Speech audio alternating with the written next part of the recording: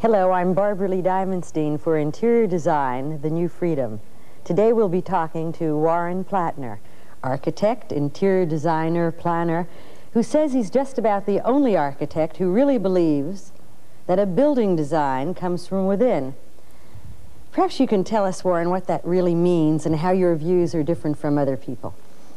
Well, I think that most people that are designing buildings and even doing interior work in buildings, they think of it as a package. They think of it as they think of a building as an object in the landscape or in the city, and they conceive of it that way, and then they make the space inside fit that. And they how fit do you that see envelope. And I try to think of how are you going to use the space in this building? How are you going to use the building? I could give an example, I think, of a specific example. For instance, several years ago, we did a public library building.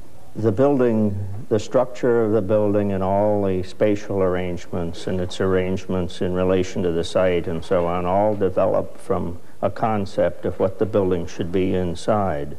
There is nothing imposed from a conception of what the structure of the building should be and then adapting that to an interior needs.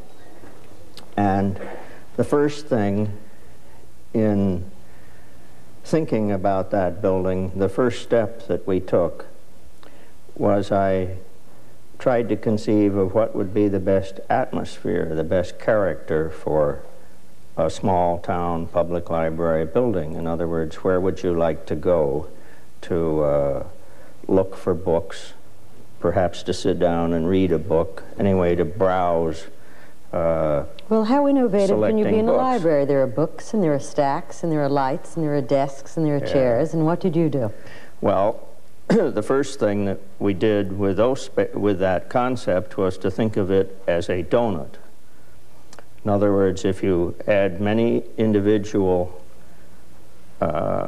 intimate spaces, small in scale, and you arrange them around an opening in the middle, a garden court, then, and this was all a very glassy, transparent space in the middle of the building, then you could immediately, as you entered the building, you could see across that court and you could see all the other spaces and you could understand the building. So that the first concept is obviously an interior concept. How are you going to use the building? What is the space to be like inside the building? One of the things that you all pride yourself on is the unusually broad range of services that you offer. That range, I guess, from building design to furnishings, to lighting, to landscape design. How does that all work? Are there specialists among the 40? Do you have a landscape architect? Not Do you have a really. lighting designer, a furniture designer? Not really. We're all architects. Almost everyone in my firm are trained as architects. They studied architecture in various schools. And what I try to develop in the people that work with me, as well as in myself, is versatility. And my feeling is that as far as education goes, that an architectural education is a very thorough one and encompasses virtually every aspect of the plastic arts, and it also encompasses aspects of engineering and many other disciplines, and therefore architects can do almost any design task if they wish to do so, and if they care enough about what they're doing. With 40 such versatile associates, how many jobs can you take on at any given time? Well, we limit ourselves to the number of projects that we take for several reasons. One is that I don't wish to be an administrator, I don't wish to be an organizer, I don't wish to be just a salesman. I'm interested in doing the work myself. How many jobs are you all working on now? I can handle somewhere between 8 and 12 or 15 jobs total at any given time. You've said, and you've said it often, that architecture is design, not a personal expression, like painting, sculpture, and the other arts. The architect is here to serve others' needs, not to express himself. Mm-hmm. That's not a very widely shared view, is it? That's right. I don't think that's what an architect or designer should be doing. His task is to serve people's needs, and he should not be imposing his psychological views and so on other people. He should be serving them. How and at what stage in the design process does the client become involved? I could answer that question this way by saying that I think the best client is the most interested one. An apathetic client is a very poor client indeed, and a client who's too busy to pay attention to his project. I like a client who cares. And if he cares, he's interested in what's being done, and he's fascinated with it, and he's going to react to what is presented to him as ways of resolving his needs, and he's going to contribute to it, and I like that. I don't care where the ideas come from. They don't have to come from me. They don't have to come from other people in my organization, as long as the ideas come. You set up your own practice a little less than 15 years ago. Before that, you worked with Raymond Loewy, Eero Saarinen, the inheritors, the successors of the Saarinen office, and even very briefly for IMP. What in that experience, in that range of experience, has helped make you the kind of versatile designer that you are? Well, of course, my experience with Raymond Loewy Associates showed me that it could be fascinating and worthwhile to pay attention to a very simple object like the glass there. Where does architecture end? You know, where does space end? The objects in space modify the space and have a lot to do with the success of it. So how successful the object is important too. So I learned that, I suppose, at least it was brought home to me in a very clear way that I could design all those things and make them happen. From Eero Saarinen, I learned that hard work is really very worthwhile. He was an extremely hard-working person, and he really lived architecture all the time, and his work was his life, and mine has become the same way, and I think that's the most important thing I learned from him. Was it while you were at Saarinen that you became particularly interested in the interiors of buildings and the technology and the new frontiers of technology as well? Yes, as to interior architecture and attention to the interior, I discovered that we were, in a way, we were slighting that. We were designing buildings as if they were systems, and that their systems were the most important thing. And actually, to be very specific, it came about in a rather obvious manner. One of the things that an architect does is he determines all the materials of a building, and he usually determines the colors that things are painted or that the materials have. Was there any particular circumstance or individual or incident to help direct your interest? Well, when I was a boy, I used to like to make things with my hands. Nothing very significant, but I made birdhouses and things like that. And I was very interested in materials. The flowers remind me of the fact that I thought of flowers as a material, and I used to like to arrange flowers because I thought of it like sculpture. If you put these over there and these here and so on, that you can make something of it. You've since gone on, obviously, to far more permanent installations and more innovative ones as well. One of the things that your firm prides itself on is its role in developing original systems. Perhaps you can tell us about some of them. We did a project called the Jensen Design Center, and it doesn't exist anymore because the company went out of business and so on. And the space doesn't exist and the design doesn't exist. But that very small project, it was about 12,000 square feet.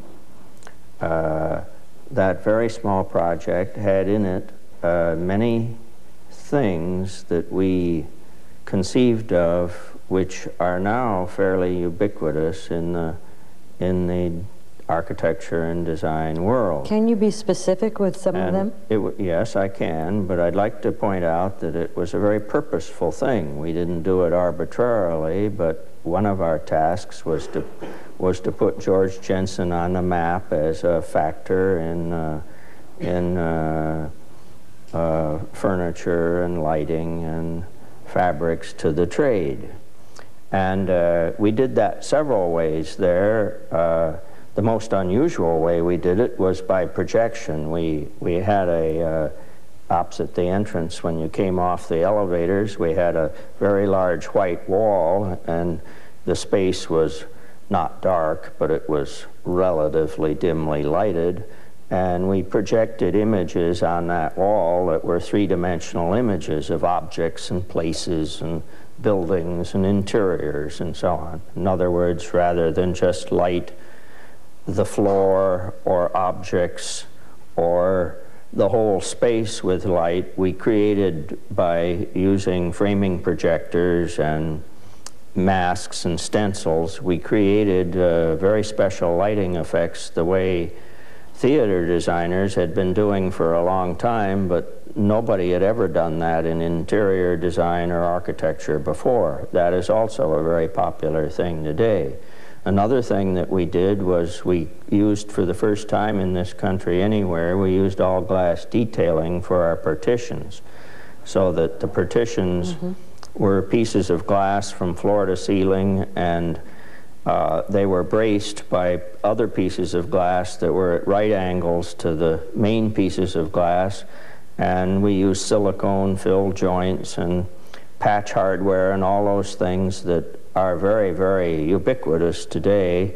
Among the interiors for which you are best known are the Ford Foundation interiors, and I guess an interior that was the most widely talked about restaurant of the 1970s, and I'm thinking of Windows on the World, which is atop the World Trade Center in New York. I think it was Paul Goldberger, the architecture critic of the New York Times, who says that your style might be called sensuous modernism. And I think what he means is lush, rich materials that have a clean line. Would that be an accurate or a fair description? It's reasonable, yes. How would you describe your work? Well, if I were to describe Windows on the World, for instance, I would have to say that our first thought there was to make people comfortable. When you go out to dine, it's a very special occasion. You're not just going out to eat. And when you go to a restaurant, you're looking for a little bit of an effect that you cannot get at home or any other place. Well, was the intent to innovate, or was the intent to create a comfortable setting? A comfortable setting, number one. Entertainment, number two. People, well, to give you an idea about what I mean by a comfortable setting, when you go to a place like Windows on the World, of course, there's a view there, and you might think that everyone would wish to sit as close to the windows as possible, and they would think that they had a second-rate table if they weren't. So one of the tasks at Windows on the World was to make every table and every seat the best seat in the house. Well, how do you give everybody a slice of the view in a limited space? It's not only a slice of the view, but some people have a better view than others, so you give them compensating things. That's very complicated for me to describe. Well, perhaps you could give us some, for example, there are niches there. I assume that's the further from the window, the more decorative the little environment. And the more intimate. So those little alcoves at the back of the restaurant, the largest dining room, those little alcoves are really, in a way, the best place to sit because they're the most intimate of the spaces, and yet you have a view from there even though you're furthest away from the windows. It's one example of how you might go about, and how we did there, trying to make people especially comfortable.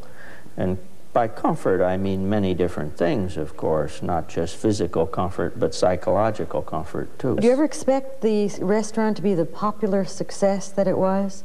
When Guy Tazzoli, the director of the World Trade Center, first came to me, he said, we would like to have the finest business luncheon club in the city within our projected budgets, and but he said we can't afford to have a place that simply serves lunch. We can't justify that, so we have to have a public restaurant at night, a commercial operation, and he said you're going to have a very hard time getting people down here. It was a personal objective to make it as successful as possible, and by success I mean popular. I was not interested in telling people about how Warren Platner conceives of a restaurant. I was interested in making it a place where people would really wish to be. And so there was that element of it, but there was also the charge from the client that, by God, it better be successful, because people aren't just going to happen in here, they're going to have to come on purpose. Why don't you tell us about some of the lush and sensuous materials that you use there to lure them downtown? Well, we laid it on. You said it.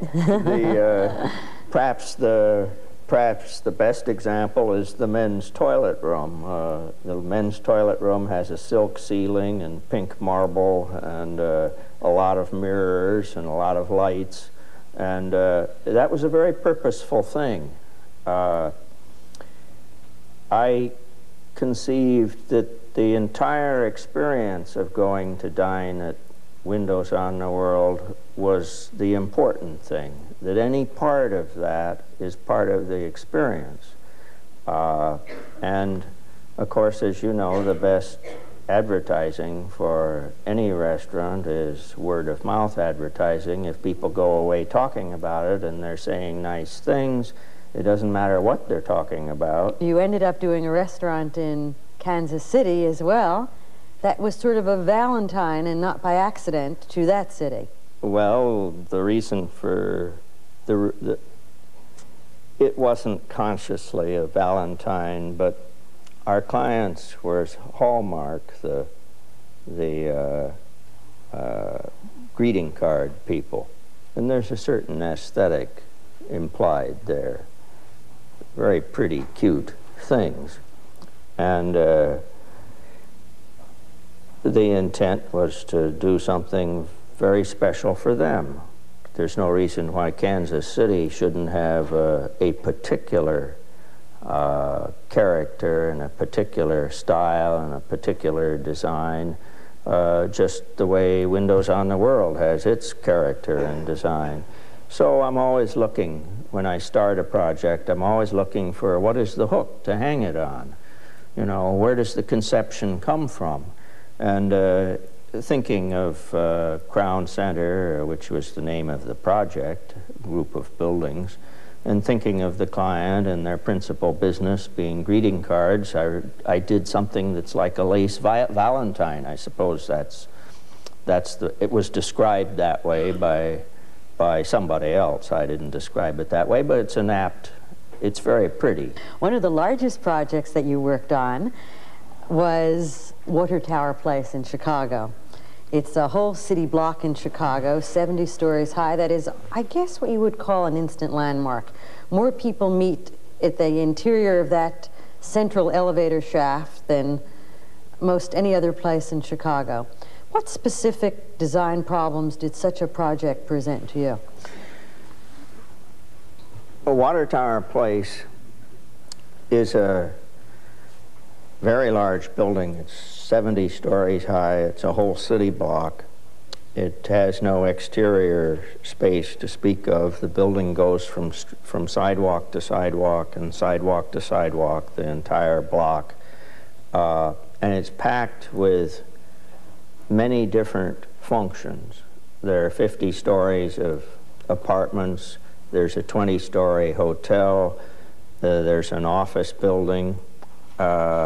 There is one of the largest shopping centers in the world within the building, 4 theaters, a parking garage, and other things. And most of that, virtually all of that, was going to be buried out of sight vertically up within the building. Because obviously you have to have street frontage to approach your hotel, you have to have street frontage to approach the apartments. There were 2 big department stores and they had to have some street frontage and so on. So there was no way that you could do a shopping mall in the conventional sense that you could see it from the street. As a matter of fact, the malls at Water Tower Place start 2 levels above the street. And one of the things we had to do was to make an entrance to it that was so compelling, so inviting, and so dramatic that you couldn't fail to want to go up there. Well, almost like and an check English it out. garden, you've lured them level after level. And so our concept was to, in effect, extend the street and extend the sidewalk, but as a tropical garden, sort of as a tropical Villa d'Este at Tivoli, I suppose you would say, to lead you up to where the malls begin, and which you can't see from the street at all. And so our original concept for that portion of the building, the mall, started with that idea of how are you going to pull people up there.